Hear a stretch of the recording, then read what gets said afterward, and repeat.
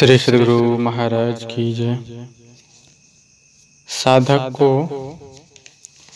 संतोषी होना चाहिए।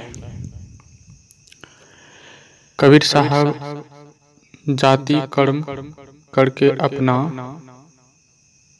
पालन पोषण करते थे। ये स्वामी रामानंद जी के शिष्यों में एक प्रसिद्ध शिष्य थे। ये प्रसन्नचित्त से कहते थे, जोल्हा बिनहु हो हरिनामा, तू ब्रह्मन मैं काशी का जुल्हा, देखहूँ मेरा ज्ञाना।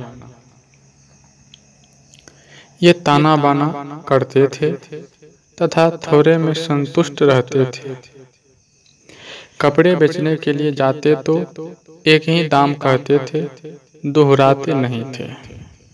इस विषय की उनकी एक कहानी प्रसिद्ध है। एक समय कबीर साहब एक दुपट्टा चादर तैयार कर हाट में बेचने के लिए गए। लोगों के पूछने पर उस चादर का एक दाम, एक ही मूल्य कबीर साहब ने 5 रुपये बतलाया। लोग उस चादर का मूल्य 4, साढ़े 4 रुपये कहते थे। संध्या होने चली, किंतु इनकी चादर बिकी नहीं।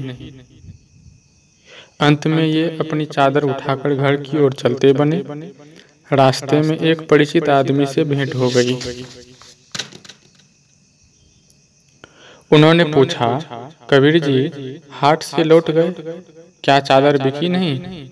कबीर साहब ने उत्तर दिया, नहीं, मैं 5 रुपये इस चादर का मूल्य बताता था।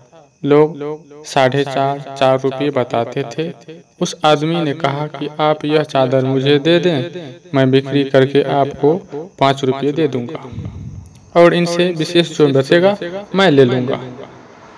कबीर साहब ने कहा, भाई मुझे तो इसका मूल्य 5 रुपये ही चाहिए, इससे विशेष की मुझे आवश्यकता नहीं है। इससे जो विशेष हो उसे आप ले लेना।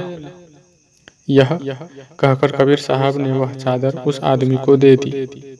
वह आदमी उस चादर को लेकर हाट चला गया और उसका मूल्य 8 रुपये सुनाने लगा।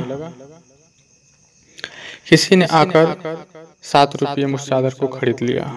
उस आदमी ने हाट से लौटकर 5 रुपये तो कबीर साहब के हाथ में दे दिए और 2 रुपये दिखाते हुए कहा कि यह नफा मेरा हुआ, अर्थात आप जिस चादर को 5 रुपये में नहीं बेच सके, मैंने 7 रुपये में बेचा।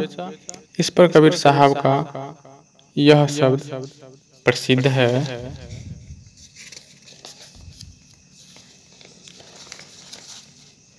कबीर चले हाट को कहे न कोई पतिया, 5 टके का 2 पट्टा 7 टके को झांझ जाए। कबीर साहब थोड़ी सी चाहना रखते थे और थोड़ी सी कमाई में पूरे संतुष्ट रहते थे तथा इसी थोड़ी सी कमाई से ही साधु संत की सेवा, अभ्यागत सत्कार सब कुछ किया करते थे। इनके दोहे से स्पष्ट विदित होता है कि ये कितने संतोषी थे।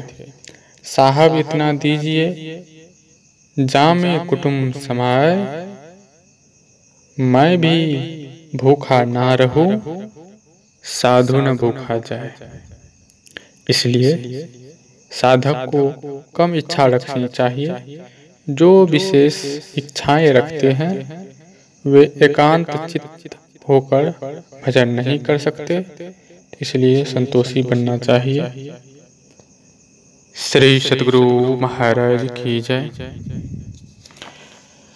अच्छा लगे तो लाइक जरूर कीजिए। श्री सद्गुरु महाराज की।